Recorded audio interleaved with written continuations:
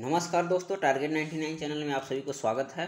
दोस्तों आज 15 नवंबर 2021 के फर्स्ट शिफ्ट में जो यूपीएसआई में हिंदी संबंधित जो प्रश्न पूछे गए थे वो सारे 40 प्रश्न का वीडियो लेकर के प्रेजेंट हुए हैं। तो दोस्तों अगर अभी तक आपने चैनल को सब्सक्राइब नहीं किए हैं तो प्लीज़ चैनल को सब्सक्राइब कर लें, साथ ही साथ बेल आइकन को दबा लें ताकि मेरे द्वारा डाला गया हर वीडियो का नोटिफिकेशन सबसे पहले आप तक पहुँचे।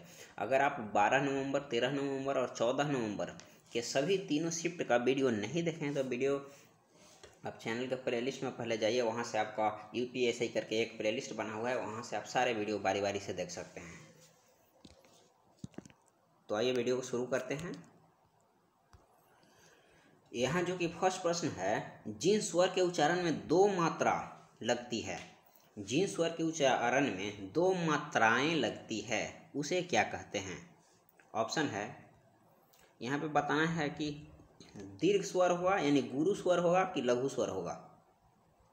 जिसमें दो मात्रा लगती है उसे गुरु स्वर कहते हैं और एक मात्रा लगती है उसे लघु स्वर कहा जाता है। जिन स्वर के उच्चारण में दो मात्रा लगती है उसे गुरु स्वर एवं जिन स्वर के उच्चारण में एक मात्रा का समय लगता है उसे लघु स्वर कहा जाता है। नेक्स्ट प्रश्न है, इसमें प्रश्न जो है कह रहा है, जहाँ एक शब्द के साथ अनेक अर्थ चिपके रहते हैं वहाँ कौन सा अलंकार होगा?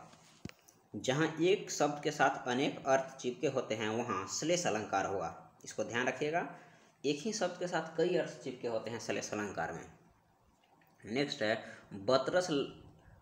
बतरस लालच लाल की मुरली धरी लुकाए, यह पंक्ति किसकी है? यह जो कि बिहारी की पंक्ति है।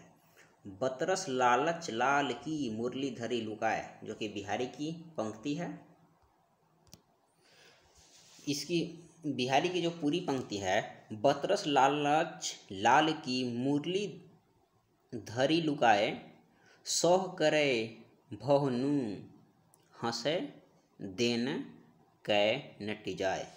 यह जो कि इसमें पूछा जाता है कि किस रस का प्रयोग हुआ है, आंसर होगा शांत रस। बतरस लालच लाल की मुरली धरी लुकाए, सोह करे भवनु हंसे देन कै नटी जाए।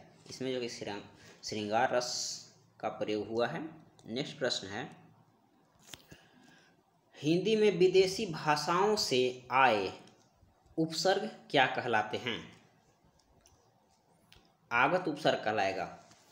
हिंदी में जो विदेशी भाषाओं से उपसर्ग आए हैं वह आगत उपसर्ग कहलाएगा।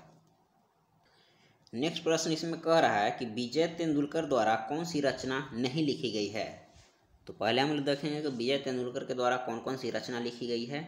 विजय तेंदुलकर के द्वारा घासीराम कोतवाल जो कि लिखा गया है, कमला जो कि विजय कोतवाल के द्वारा लिखा गया है, एवं खामोश अदालत जारी है, खामोश अदालत जारी है जो कि विजय कोतवाल के द्वारा लिखा गया यह रचना है।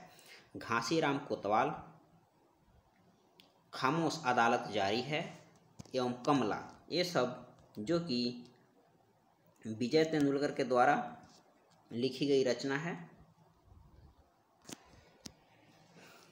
इसको आप इस तरह से भी याद रख सकते हैं। घासीराम कोतवाल, इसमें राम शब्द जुड़ा हुआ, घासी राम यानी राम जी का विजय हुआ था, इसलिए विजय कोतवाल की, विजय तेंदुलकर की रचना है घासीराम कोतवाल। इसी तरह कमला, कमला मान लीजिए कि विजय तेंदुलकर जो है उनका एक बहन है जिनका नाम कमला है, इस तरह से आप याद रख सकते हैं। कमला जो है विजय तेंदुलकर की रचना है। खामोश अदालत जारी है, जो विजय होता है, जो विजय है वह बोल रहा है खामोश अदालत जारी है, तो इस तरह से आप याद रख सकते हैं। घासीराम कोतवाल विजय तेंदुलकर की रचना है, खामोश अदालत जारी है विजय कोतवाल की रचना है, एवं कमला जो कि विजय कोतवाल की रचना है। नेफा की एक शाम जो कि विजय कोतवाल की रचना नहीं है। नेक्स्ट प्रश्न है, चोर उठ भागा, यह वाक्य किस क्रिया का उदाहरण है? तो यह होगा पूर्वकालिक क्रिया का। चोर उठ भागा यह जो कि पूर्वकालिक क्रिया का उदाहरण है। नेक्स्ट है, ब्रज भाषा इनमें से किस रूप में सर्वाधिक प्रसिद्ध है? ब्रज भाषा ऐसे सर्वाधिक रूप में जो कि काव्य भाषा के रूप में प्रसिद्ध है। ब्रज भाषा सर्वाधिक काव्य भाषा के रूप में प्रसिद्ध है। नेक्स्ट है, इनमें कौन सी बोली जो है सामान्यतः उत्तर प्रदेश में नहीं बोली जाती है? मैथिली जो कि उत्तर प्रदेश में नहीं बोली जाती है, अवधी खड़ी बोली ब्रज भाषा जो कि उत्तर प्रदेश में बोली जाती है। अवधी खड़ी बोली एवं ब्रज भाषा जो कि उत्तर प्रदेश में बोली जाती है। मैथिली उत्तर प्रदेश में नहीं बोली जाती है। नेक्स्ट है अरे तुम आए, अरे तुम आ गए। इनमें अरे के बाद कौन सा चिन्ह का प्रयोग हुआ है? आंसर होगा विस्मयादिबोधक। अरे के बाद विस्मयादिबोधक चिन्ह का प्रयोग हुआ है। नेक्स्ट है रस के कितने अवयव हैं? रस के कितने अवयव हैं? तो आंसर होगा 4। रस के कितने अवयव पूछे या रस के कितने अंग पूछे तो 4 अंग होते हैं या 4 अवयव होते हैं। कौन कौन होता है? रस के 4 अवयव है, जो कि पहला होता है अस्थाई भाव, दूसरा होता है विभाव, अनुभाव, थर्ड नंबर, और फोर्थ नंबर संचारी भाव। संचारी भाव की संख्या 33 होती है। रस के 4 अंग होते हैं या रस के 4 अवयव होते हैं। पहला अस्थाई भाव, दूसरा विभाव, तीसरा अनुभाव, चौथा संचारी भाव। नेक्स्ट है हरी घास पर क्षण भर कविता संग्रह की रचनाकार निम्नलिखित में से कौन है? हरी घास पर क्षण भर, यह जो है कविता किसके द्वारा लिखा गया है? हरी घास पर क्षण भर जो कि अज्ञेय के द्वारा लिखा गया है। हरी घास पर क्षण भर अज्ञेय के द्वारा लिखा गया है। अज्ञेय का पूरा नाम है सच्चिदानंद हीरानंद वात्स्यायन अज्ञेय, जो कि इत्यालम अज्ञेय की रचना है। हरी घास पर क्षण भर अज्ञेय की रचना है। इंद्रधनु रौंदे हुए ए, जो कि अज्ञेय की रचना है। आंगन के पार द्वार अज्ञेय की रचना है। अरि ओ करुणा प्रभामय, अरि ओ करुणा प्रभामय अज्ञेय की रचना है। सुनहले शैवाल अज्ञेय की रचना है। बावरा अहेरी अज्ञेय की रचना है। महावृक्ष के नीचे अज्ञेय की रचना है। भग्नदूत अज्ञेय की रचना है। पूर्वा अज्ञेय की रचना है। चिंता अज्ञेय की रचना है। रूपावरा अज्ञेय की रचना है। कितनी नावों में कितनी बार अज्ञेय की रचना है। तार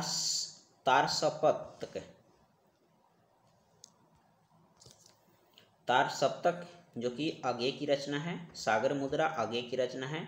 नदी के बांक पर छाया अज्ञेय की रचना है। एवं पहले से सन्नाटा बुनता हूँ, पहले से सन्नाटा बुनता हूँ जो कि अज्ञेय की रचना है। आगे की रचना को फिर से सुन लीजिए। पहले मैं सन्नाटा बुनता हूँ, नदी के बांक पर छाया, सागर मुद्रा, तार सप्तक, कितनी नावों में कितनी बार, रूपामरा, चिंता, पूर्वा, भग्नदूत, महावृक्ष के नीचे, बावरा अहेरी, सुनहले शैवाल, अरि ओ करुणा प्रभामय, आंगन के पार द्वार, इंद्रधनु रौद्रे हुए ए, हरी घास पर क्षण भर एवं इत्यलम जो कि सच्चिदानंद हीरानंद वात्स्यायन अज्ञेय की रचना है। काठ होना मुहावरे का अर्थ क्या होगा? अस्तब्ध होना। काठ होना मुहावरे का अर्थ होता है अस्तब्ध होना। नेक्स्ट प्रश्न है पृथ्वीराज रासो के रचयिता कौन है? पृथ्वीराज रासो के रचयिता जो कि चंद्रवरदाई हैं। पृथ्वीराज रासो के लेखक चंद्रवरदाई हैं। नेक्स्ट प्रश्न है किताब शब्द क्या है? किताब शब्द जो कि विदेशज शब्द है। किताब है जो कि विदेशज शब्द है, विदेशज शब्द है। किताब जो है विदेशज भाषा से लिया गया शब्द है। इसमें बताना है कि शुद्ध क्या है, राष्ट्रीय किस तरह से लिखाता है। राष्ट्रीय जो होता है यह शुद्ध है। राष्ट्र जो होता है से दीर्घई से यह राष्ट्रीय, राष्ट्र में राष्ट्रीय जो होता है से ट दीर्घई से लिखाता है।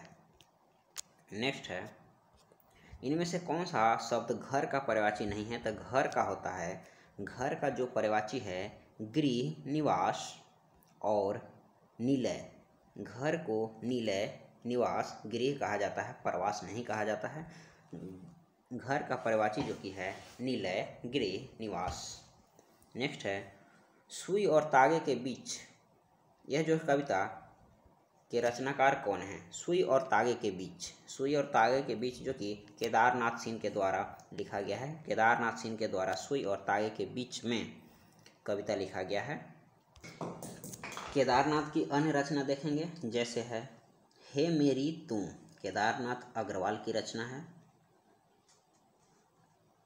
केदारनाथ अग्रवाल की रचना है युग की गंगा। केदारनाथ अग्रवाल की रचना है नींद के बादल। लोक और आलोक केदारनाथ अग्रवाल की रचना है। फूल नहीं रंग बोलते हैं केदारनाथ अग्रवाल की रचना है। आग का आईना केदारनाथ अग्रवाल की रचना है।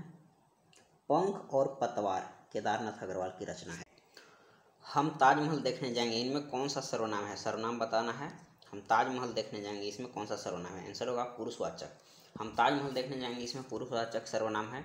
नेक्स्ट प्रश्न, इनमें से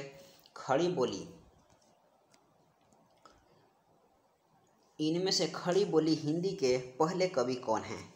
खड़ी बोली हिंदी के पहले कवि जो कि अमीर खुसरो हैं। खड़ी बोली हिंदी के पहले कवि अमीर खुसरो हैं। नेक्स्ट है, खड़ी बोली के प्रथम महाकाव्य कौन है?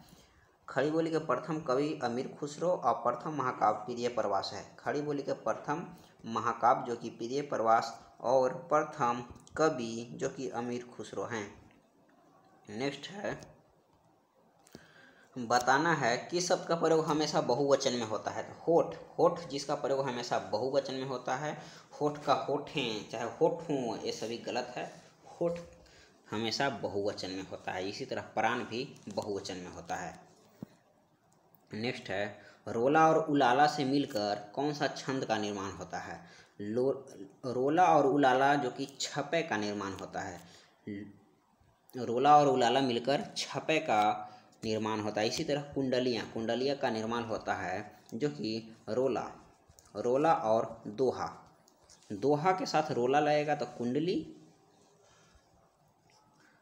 दोहा के साथ रोला लगेगा तो कुंडली का निर्माण होगा। और छपे में होता है जो कि रोला के साथ उलाला होगा।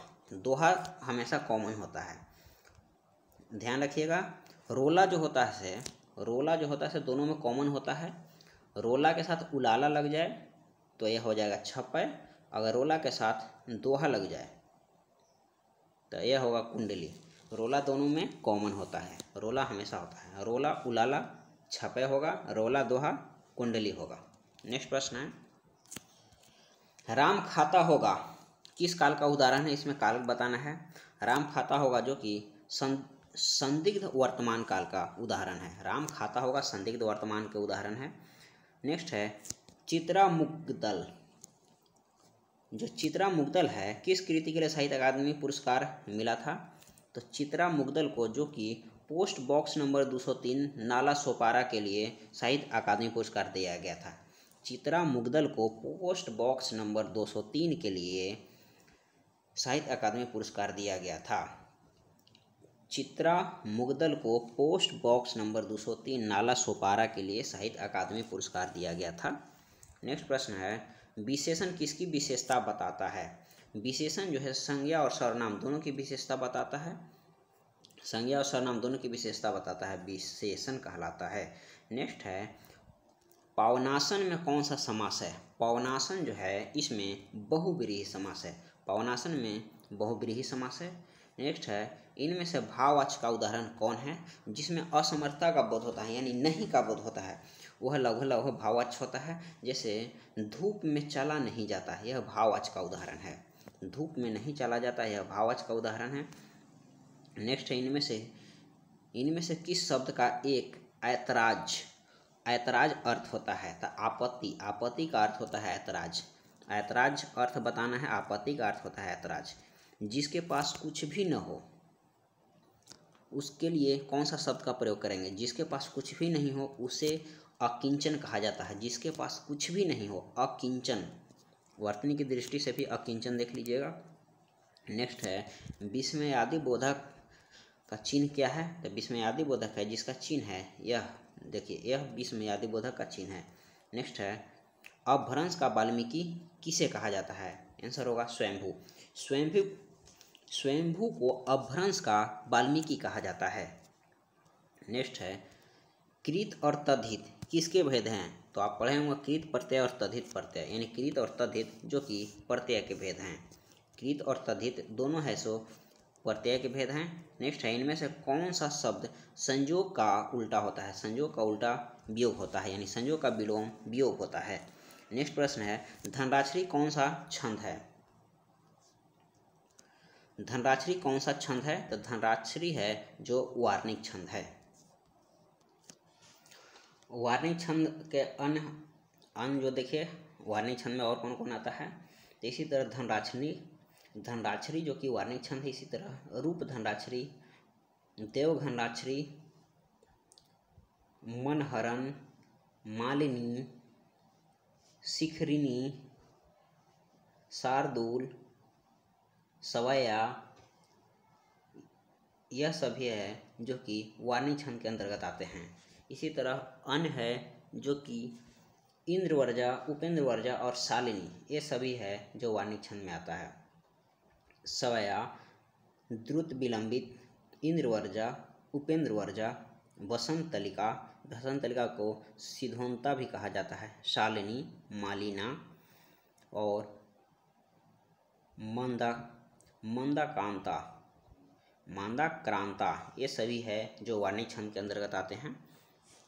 सवैया, द्रुत विलंबित, इंद्रवर्जा, उपेंद्रवर्जा, मंदाक्रांता, मालिना, शालिनी और बसंत तिलिका को सिद्धोंता भी कहा जाता है। ये सभी जो कि वार्निक छंद के अंतर्गत आते हैं। मात्रिक छंद होता है, तो मात्रिक छंद के 3 भेद होते हैं। मात्रिक छंद होता है जिसमें होता है सम मात्रिक, विषम मात्रिक,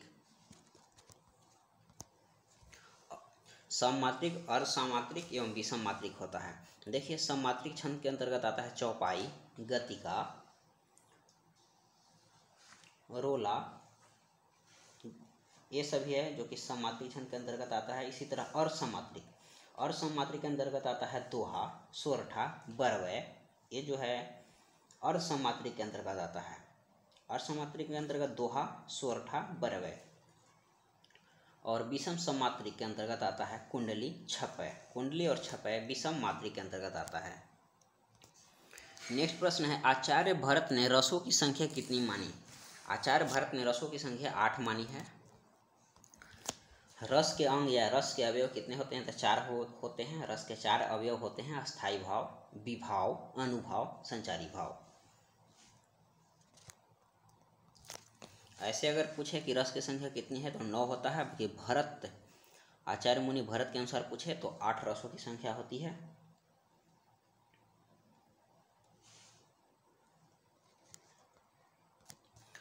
नेक्स्ट प्रश्न जो इसमें है, प्रतीप अलंकार किससे संबंधित है? प्रतीप अलंकार जो है से उपमा से संबंधित होता है। प्रतीप अलंकार उपमा अलंकार से संबंधित होता है। किसी वस्तु को प्राप्त करने की तीव्र इच्छा को क्या कहेंगे? अभिप्सा। किसी वस्तु को प्राप्त करने की तीव्र इच्छा अभिप्सा कहलाता है। किसी वस्तु को प्राप्त करने की तीव्र इच्छा को अभिप्सा कहा जाता है। नेक्स्ट प्रश्न है,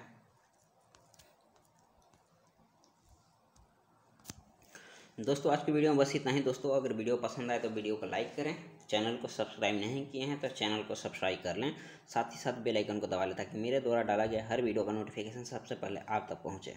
यह प्रश्न के आंसर आप जान ही रहे हैं, किसी वस्तु को प्राप्त करने की तीव्र इच्छा को अभिप्सा कहा जाता है। तो इसी नए उत्साह के साथ नेक्स्ट वीडियो में मिलते हैं। थैंक यू, धन्यवाद।